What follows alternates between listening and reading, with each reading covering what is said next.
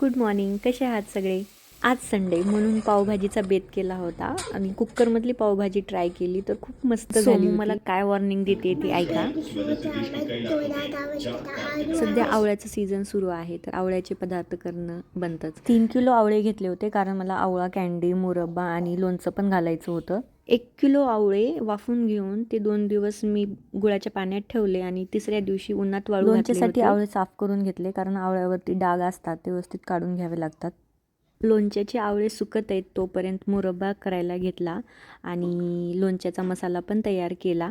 लोणच्याचा मसाला आणि आवळे एकत्र मिक्स करून बरणीत भरून ठेवून दिले आणि दुसऱ्या दिवशी माझी आवळा कँडी मस्त वाळली होती. पण मुरब्बा बिघडला होता त्यामुळं थोडा मूड ऑफ विचार केला हे वेस्ट करण्यापेक्षा याची आपण कँडीज बनवावी म्हणून याला उन्हात वाळू घातली. विचार करते कंटिन्यू ब्लॉगिंग करेन पण काही ना काही इश्यू होतात. ब्लॉग कंटिन्यू करायचा ट्राय करेन. व्हिडिओ कसा वाटला नक्की सांगा. बाय.